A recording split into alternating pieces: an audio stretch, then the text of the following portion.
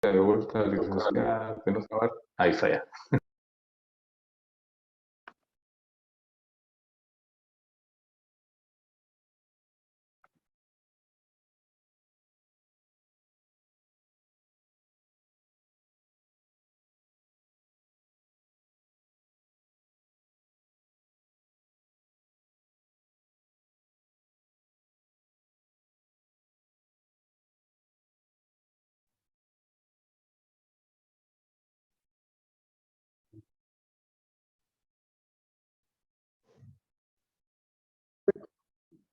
Bueno, entonces este tema no es para asustarlos y decir, ay, qué difícil esto, yo mejor ya no.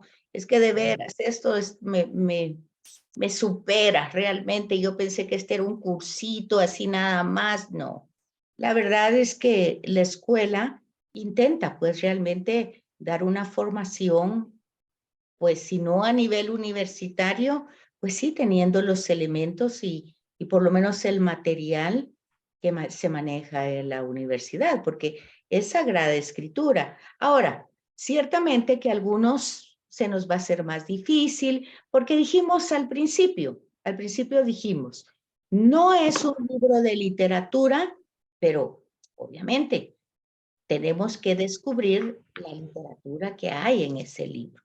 No es un libro de ciencia, pero realmente hay muchos temas científicos, como les contaba, en relación a lo que yo vi en el History, y tiene mucho sentido. No es un libro de historia, pero por supuesto que hay historia que si ustedes quieren sea, porque no es una historia como la comprendemos hoy, de datos exactos. Cristóbal Colón llegó pues, a América o al nuevo continente el 12 de octubre de 1492. Bueno, no así, no así ese tipo de historia, pero sí una historia que va hilando sobre todo lo que nos quiere decir. El contenido es como Dios realmente entra en la historia. Y fíjense que la temática más importante aquí y que de veras tiene que hacernos pues un poquito de impacto en la vida es la encarnación. Es que vean que eso es lo que hace la gran diferencia de todas las religiones, el hecho de que Dios mismo se hace humano y entra en la historia humana. Ha participado desde el principio de la historia, pero vean, tanto es el amor que se encarna.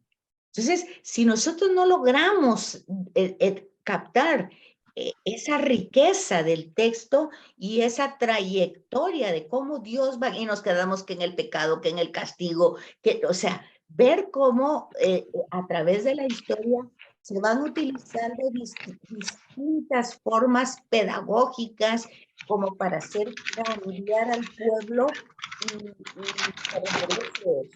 a relacionarse con el ser que ha hecho una alianza. Acuérdense que dijimos que el pueblo judío, su religión es de la alianza. O sea, todo el tema radica en torno a la alianza. Entonces, pues esta semana, la próxima semana que tenemos justamente la Pascua, el paso de Dios en la humanidad, pero un paso, porque está la Pascua antigua, fue un paso que tuvo a través de Moisés, a través de la liberación, todo lo que ustedes quieran. Pero luego ya aquí es el paso de, de él mismo, humanamente, ya ve, que entra en la historia, que toma un cuerpo y que luego pues tiene esa misión que llega a su consumación a través de su pasión, su muerte.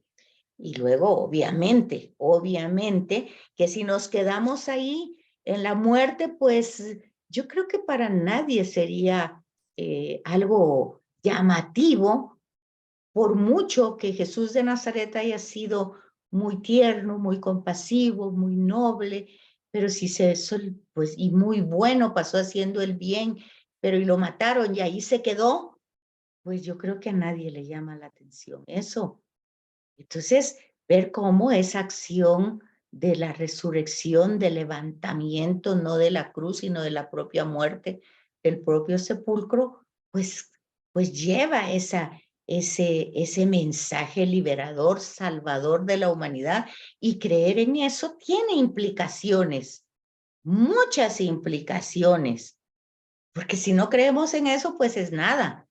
Pues imagínense que empezando por el racismo, nadie que es cristiano podría ser racista jamás de los jamases en la historia, porque, porque Dios se encarnó en el ser humano y Él ha creado al ser humano con todas sus razas, todas sus diversidades, todo lo que ustedes quieran ver en un ser humano.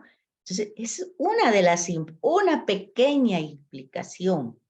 Nadie podría ser, pero todo parte justamente de la encarnación. Pero si nosotros queremos entender ese paso de Jesús de Nazaret, que no es nada romántico, ni moral, ni religioso, es toda una acción vital que luego, claro, está en una religión y pues tendrá ciertos lineamientos, pero eso no es lo importante.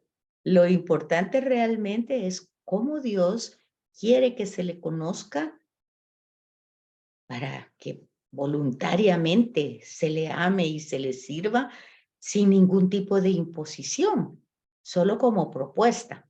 Pero todo esto lo encontramos justamente entendiendo y explicando el sentido del texto y dándonos cuenta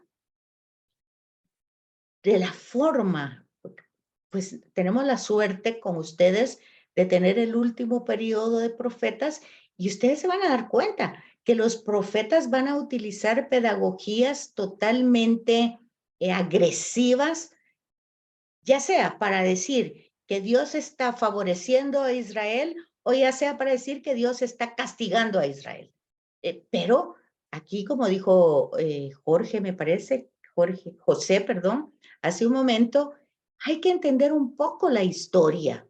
Y eso tiene que ver con muchos problemas de guerras y cómo esas guerras iban suscitando distintas realidades y se iban interpretando de distinta manera, ya sea la cercanía de Dios apoyando al pueblo de Israel o ya sea la cercanía de Dios utilizando didáctica y pedagógicamente a otro imperio para que éste comprenda, cambie, se dé cuenta, pero no es nada más que hablar de la cercanía de Dios en la historia, de eso está hablando. Ahora, el lenguaje, ya hemos hablado de eso, el lenguaje que se usa, pues justamente es la hermenéutica la que nos va a ir dando esa riqueza. El uso científico de esta ciencia distingue palabras. Hermenéutica se entiende así, la ciencia que estudia las reglas de interpretación y el proceso interpretativo en sí mismo, que son esas palabras que ya hemos visto anteriormente, difíciles tal vez para que memorizarlas, pero por lo menos para que ustedes sepan, pues, que sepan que existe esa ciencia con esas palabras. Y cuando nosotros analizamos el texto más detenidamente, palabra por palabra, pues se le va a llamar exégesis, ¿verdad? Que ahí lo tienen más abajo. Entonces, es la ciencia que estudia las reglas de interpretación y proceso interpretativo en sí mismo, en su sentido más amplio. Es decir, estudia los fundamentos y condiciones y los momentos de interpretación. Y la exégesis se designa la actividad dirigida a la comprensión e interpretación de un texto. O sea, ¿cómo voy a distinguir una parábola y voy a entender el mensaje que Jesús está dando en la parábola y no me voy a quedar en la parábola? O sea, la parábola es un género literario. Entonces, cuando, por ejemplo, hay una serie de elementos que entran en la parábola, pues la exégesis me va a ir diciendo cómo puedo interpretar y me va a ubicar, por ejemplo, en el contexto cultural de la época, o en el contexto social de la época. Por ejemplo, cuando el texto dice que Jesús está hablando con fariseos, escribas y saduceos, o cuando Jesús está hablando con los rabinos o con los sacerdotes del Sanedrín. En fin, ya hay. La exégesis nos dice, Jesús va aquí a aclarar un tema que tiene que ver con la religión judía, y Jesús es judío, y no es rebelde, y no es tampoco un personaje que vaya en contra, sino que dice que va a darle sentido a esta enseñanza. Por ejemplo, pues hoy tenemos a Jesús que le llevan, pues los juristas, ahí habla quiénes son los primeros, los escribas muy conocedores de la ley, pues le llevan a Jesús a una mujer que le encuentran en adulterio, en fragante, dice. O sea, la vieron directamente y se la llevan. Pero el texto dice, pues, que quieren ver cómo va a reaccionar. Él es una trampa. El texto lo va diciendo, pero si lo leemos así rápidamente, tal vez no nos vamos dando cuenta de todos esos elementos. La exégesis hace que nos demos cuenta y nos va a poner el contexto religioso de ese momento. Jesús tenía que condenar a esa mujer según el Levítico, y nos da la ley del Levítico, el número del Levítico de cómo tenía que haber actuado Jesús. Y entonces, como lo miraban acompañado, comiendo, pues entonces, pues dijeron, vamos a poner una trampa, a ver cómo responde ahora, a ver si está contra la ley o a favor de la ley. Si está a favor de la ley, pues todo el pueblo se le va a rebelar porque pues ha sido muy tolerante con tanta manera de ser, puesto que comía, dice, con pecadores, ¿verdad? Y le están presentando a una pecadora pública que la vieron ahí físicamente. Y sin embargo, Jesús no hace ningún juicio y entonces se pone allí ya como hacer figuritas en la arena, y lo único que dice es que el que esté libre de culpa, pues que tire la primera piedra. Fíjense que si hemos ido a misa hoy, nos damos cuenta de que el proceso es igual en el Antiguo Testamento, porque la primera lectura es de la casta Susana, pero aquí está hablando de un periodo de jueces. Y entonces resulta que a Susana era una joven muy guapa, que los dos jueces, pues mayores, ancianos, le llevan ganas, ¿verdad? Y entonces ahí hacen pues un poco su entramado ahí, y como Susana no quiere estar con ninguno de ellos, pues lo rechaza, pues indignados la acusan para que justamente muera lapidada. Pero ahí entra un profeta, Daniel, y ahí se da toda la historia, y esta mujer pues queda libre, gracias a Daniel el profeta, que condena la manera de ser de estos ancianos jueces, son jueces, en el periodo de los jueces de Israel, que eran corruptos. Bueno, pues Jesús hace exactamente lo mismo. Dice el que esté libre de culpa que tire la primera piedra, y dice que empezando por los ancianos se fueron yendo poco a poco hasta que él se queda. Entonces, vemos el mismo hilo conductor que va desarrollado en Susana, que hace una oración antes de que Daniel pues entre en esa escena, y en Jesús, pues, él mismo no necesita que nadie más, él no juzga, no condena. Bueno, en fin, vemos, ¿qué es lo que vemos ahí? El rostro de Dios. Entonces, al final, si seguimos insistiendo que porque el Antiguo Testamento dice que Dios castiga, castiga, que porque dice la ira de Dios, la ira de Dios. Entonces, y estamos viendo lo mismo en jueces, lo mismo en Jesús. pero no nos estamos quedando en la forma literaria, sino estamos entrando en el mensaje. Pues eso lo hace la exégesis. Designa, dice, se designa la actividad dirigida a la comprensión e interpretación de un texto, o sea, la aplicación de las reglas de la hermenéutica a un texto y el resultado de esa aplicación. O sea, ¿por qué? ¿Por qué puedo decir yo lo que estoy diciendo? Pues entonces estoy analizando el texto, lo estoy estudiando. ¿Cómo puedo hacer eso? Otra vez, con la ayuda de los comentarios bíblicos que están al pie de página y con la ayuda de las coordenadas, ¿cómo se llaman? Las que están al margen. Se me olvidó ahorita el nombre. Bueno, se me vendrá. La cosa es que esas citas que están ¿Son las concordancias, licenciado? las concordancias, sí, es que coordenadas, las concordancias, gracias. Sí, las concordancias, que quiere decir concuerda con el texto que está en el Antiguo Testamento. Entonces, si hacemos todo ese proceso, estamos aplicando todas estas reglas. No necesitamos rompernos la cabeza. Ya otros estudiosos lo hicieron por nosotros. Nosotros solo tenemos que leer el comentario bíblico, pero ¿qué es lo que estamos estudiando?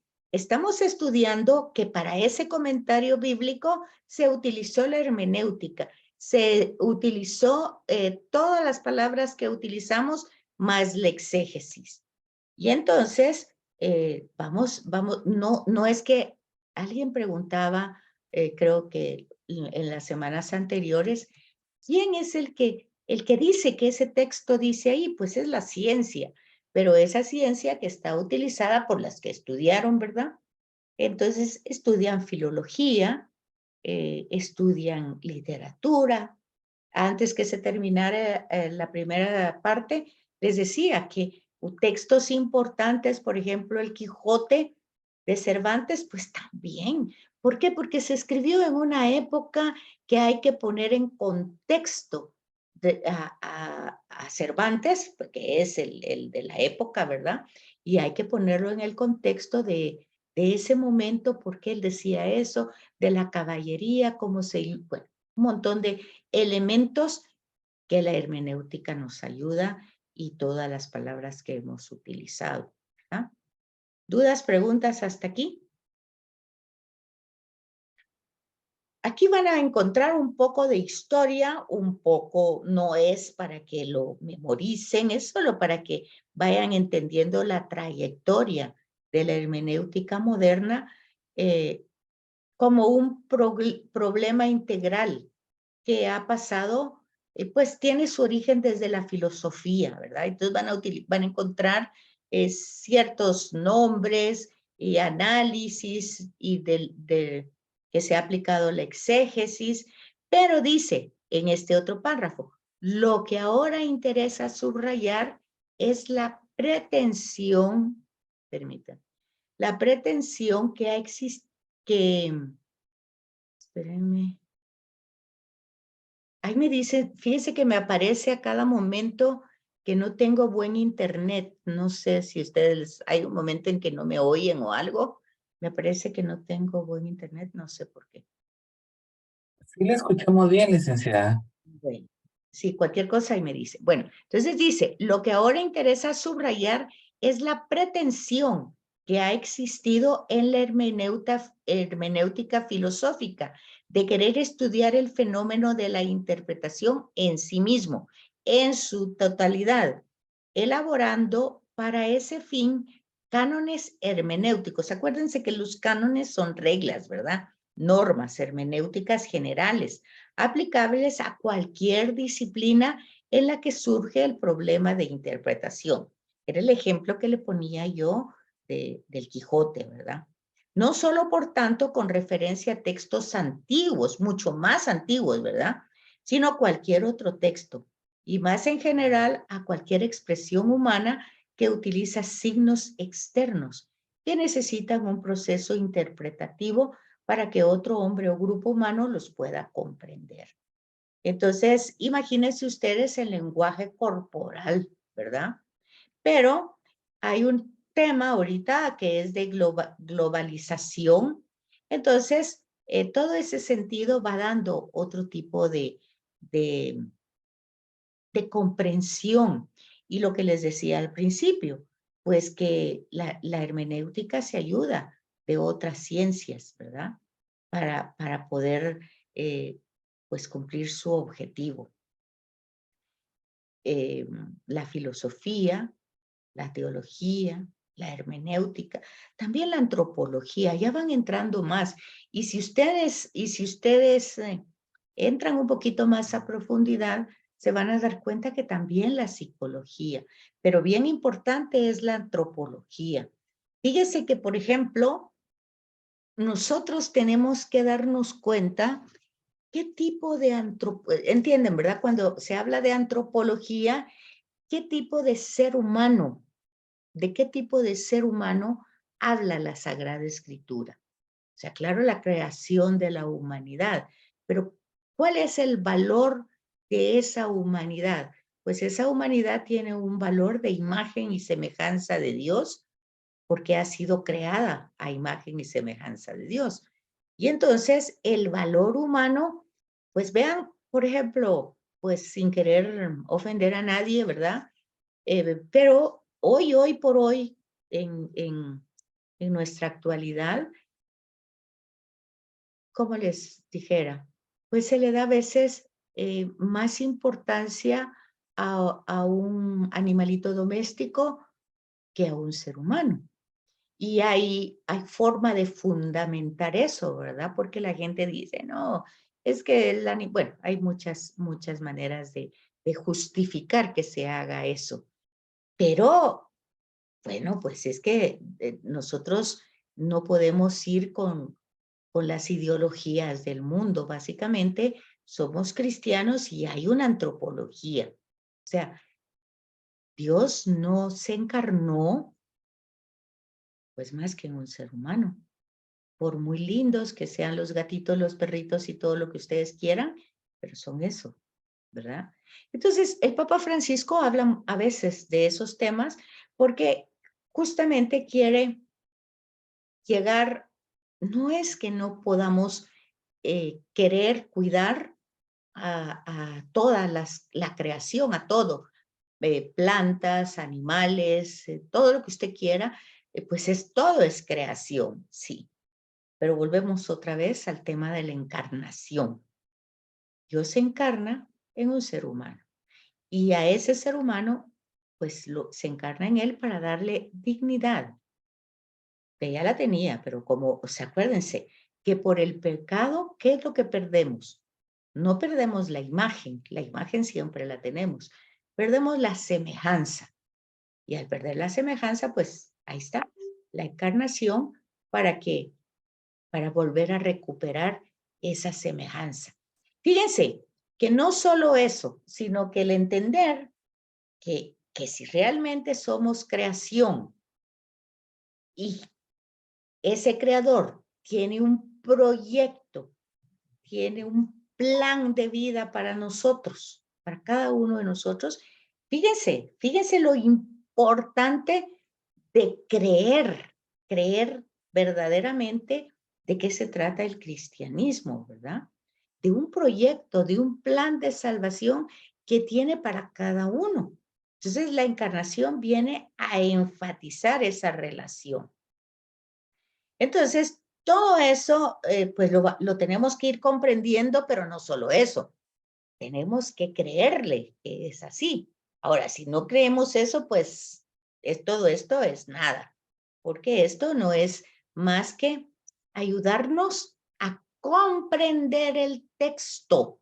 Pero se supone que nosotros ya vamos con cierta tendencia, con cierta fe. Lo vamos a ver en el profeta que nos toca ver hoy, el tema de la fe, que la fe no es creer cualquier cosa, es creerle al que está hablando. Entonces, tenemos todas estas herramientas para ir, pues, comprendiendo de qué se trata, ¿verdad? porque no se trata solo de lo que nosotros pensamos, sino que debemos estar impregnados de esos principios teológicos, ¿verdad? Y entonces eso es lo que va a proceder a la razón. Acuérdense que tanto desde Juan Pablo II dice, pues que tenemos como dos maneras. Tenemos la razón y la fe. Y tenemos que aprender o que saber dar razones de nuestra fe. O sea, todo esto nos ayuda, pues justamente en la hermenéutica, esta importancia del quehacer de la Biblia. Licenciado, un comentario Díganme, rápido. sí, díganme.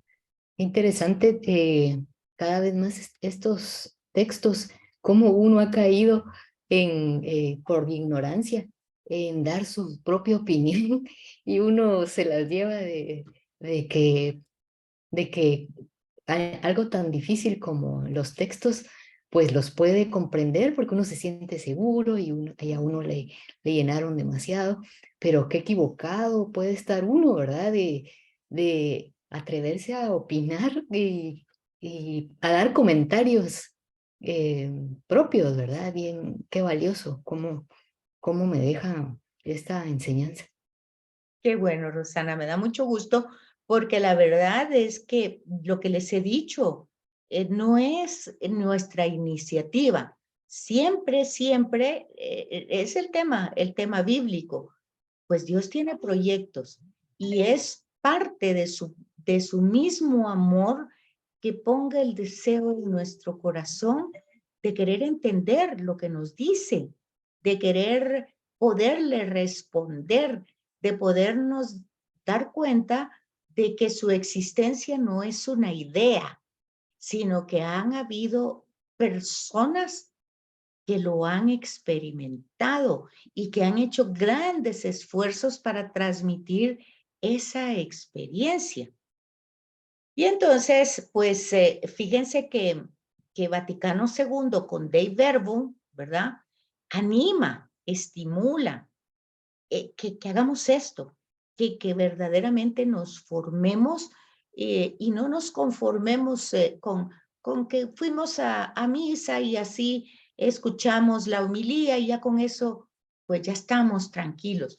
Pues no, nosotros si esa lectura, si esa homilía no me interpeló hacia el camino justo, sostenible que debo de tener yo, sobre todo en las dificultades, en los momentos más difíciles de la vida, pues, o en los momentos de confusión, si el texto no me dice nada, yo tengo que ir a buscar, tengo que entrar en mi Biblia, buscar el texto y hacer todo lo que hemos dicho desde el principio que hay que hacer. Son esfuerzos, sí, y dice, es un arduo trabajo que ya lo hizo otro, no lo van a hacer ustedes. Ya el exegeta y el biblista y el que estudió lo hizo. Lo único que ustedes tienen que hacer es leer los comentarios de lo que ya hicieron los estudiosos que le han dedicado la vida entera a este tema, ¿verdad? Han hecho grandes trabajos para que de alguna manera, pues, facilitarnos. Aquí hay dos textos que nos sirven de comparación para que nosotros no me va a dar tiempo leerlos, pero yo los exhorto a que lo lean. ¿Qué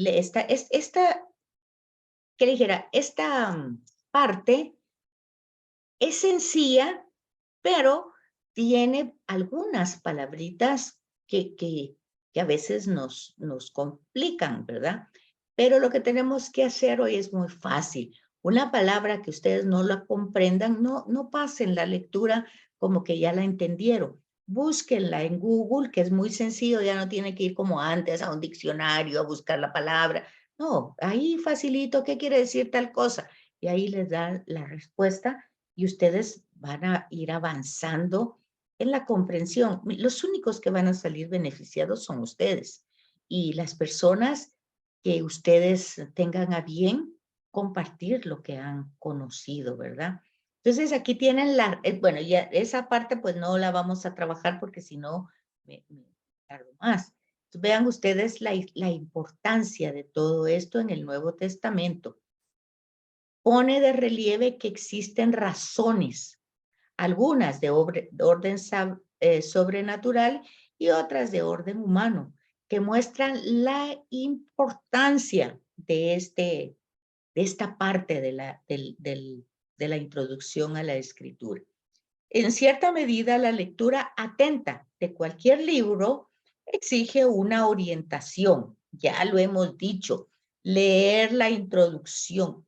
Todo libro que ustedes compran deben de leer la introducción y el dorso de la carátula que les dice cuál es el contenido de lo que van a comprar. Pues igual con la Biblia, porque ya dijimos que son muchos libros.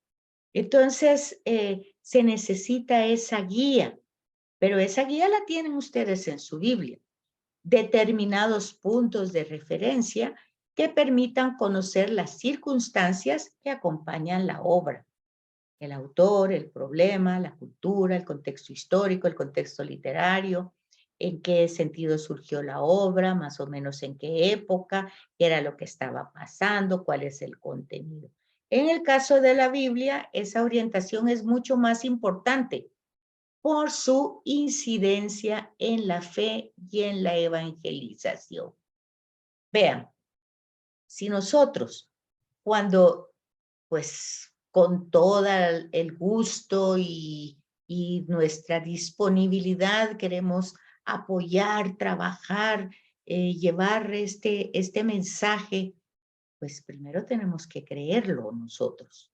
Tenemos que creerle que es así.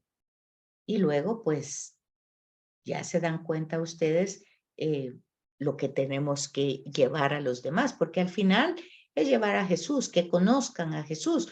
Porque si ustedes ya se dieron cuenta, todo el Antiguo Testamento, cuando hablaba de tradición oral utilizando los rasgos antropomórficos de Dios, que tenía manos, que tenía oídos, que caminaba, que tenía calor, que se enojaba.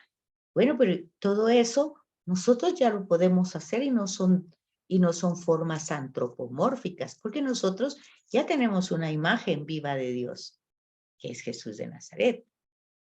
Entonces, pues, quien me ve a mí, ve al Padre. Entonces, si nosotros creemos, le creemos, pues entonces ya tenemos una imagen viva. Y ya tenemos también, si dijimos que no tiene atributos, sino que es, pues ya vemos cómo es Jesús, cuál es su esencia, su solidaridad, su tolerancia, su comprensión. Hay muchos rasgos que podemos ir viendo ahí. Sin embargo, aquí le sigue cuando hablaba de motivos de orden humano y sobrenatural que tenemos que ir comprendiendo.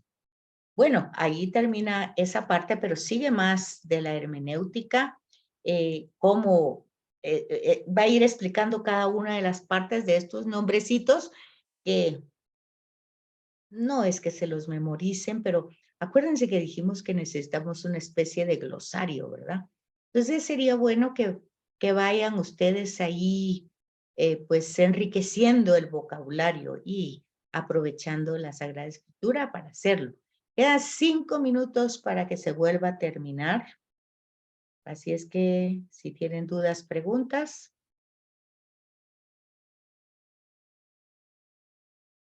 ¿No?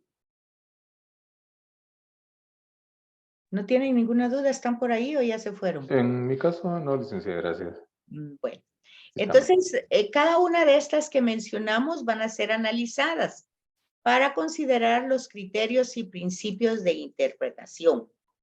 Entonces es necesario ir descubriendo con un poquito más de sentido cada una de ellas. Y aquí, fíjense que este libro, cuando ustedes ven todo esto y al final, por ejemplo, aquí de la hermenéutica, ven toda esta es bibliografía, donde ustedes pueden conseguir más riquezas de ese material, ¿verdad? Entonces, y aparte las notas, también tiene el libro, notas de pie de página, que las pone ahí para que ustedes comprendan más lo que se está platicando. Y luego, pues, ya entrar a cada uno de estos sentidos. El sentido y el significado de la palabra, que es lo que hace la noemática, ¿verdad? Darnos el sentido. Indica aquel concepto determinado que el autor desea expresar con su palabra hablada o escrita. O también la síntesis de las nociones que un texto, un libro, un conjunto de libros de uno o más autores expresa en su totalidad. Esto vendría a ser como de todos los libros que están en la Sagrada Escritura.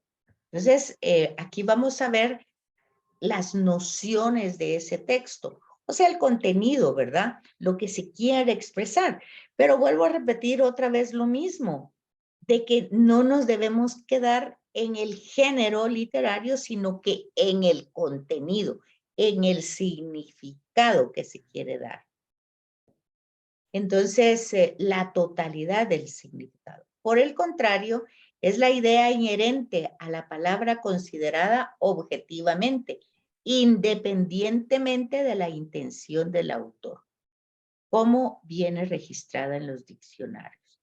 El sentido de una palabra, texto o conjunto de textos es fundamentalmente único.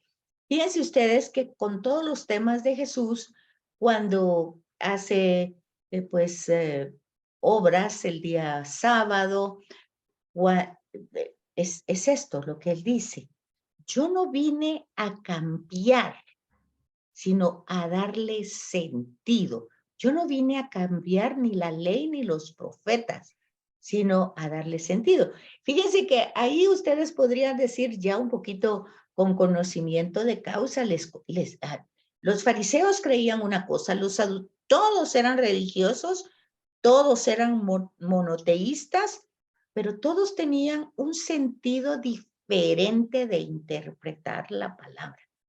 O sea que no es solo un problema que se esté dando ahora, en el tiempo de Jesús, imagínense hasta dónde llegó que lo mataron, pues. Entonces, dense en cuenta hasta dónde puede llegar no entender el sentido de la palabra, del texto, en todo lo que se ha querido decir. Y luego ponerse a pelear, en el caso de Jesús y las personas que le escuchaban, que le rebatían, pues porque no estaban de acuerdo, ¿verdad?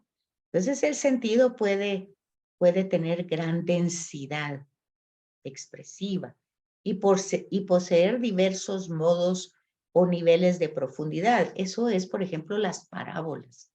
Las parábolas las podemos saber de memoria, pero hay que profundizarla. Y hay varios sentidos. Por eso la leen todos los años, porque cada vez pueden ustedes ir avanzando en la profundidad del texto. Muchas veces ustedes dicen, mire, esto lo he leído tantas veces y hasta ahora lo comprendí. Bueno, lo comprendió en un nivel, pero faltan muchos niveles más, ¿verdad? Entonces, sí es necesario descubrir y avanzar progresivamente a partir del nivel más evidente y más claro. Entonces, así se dan cuenta ustedes que está muy bonito el texto, que lo pueden ir leyendo, que ya no me da tiempo porque ya se va a acabar en 1 minuto, pero ahí tienen todo el trabajo y de esto, ya les dije que no pude ponerles la tarea, así es que voy a intentar hacerlo. Yo había puesto desde hoy hasta el 17 de abril, no sé si ese fue el problema por lo que no me grababa, pero voy a volver a intentarlo para que puedan subirlo los que suben sus trabajos ahí. Así es que, como ya no nos vemos, que tengan feliz descanso. Nos vemos en el otro rato, ¿verdad? Con los profetas. Gracias, licenciada. Gracias, licenciada. Gracias, licenciada. Gracias, licenciada, muy amable. Gracias, licenciada. A la orden. Sí, ¿cuántos hay aquí? 17 participantes.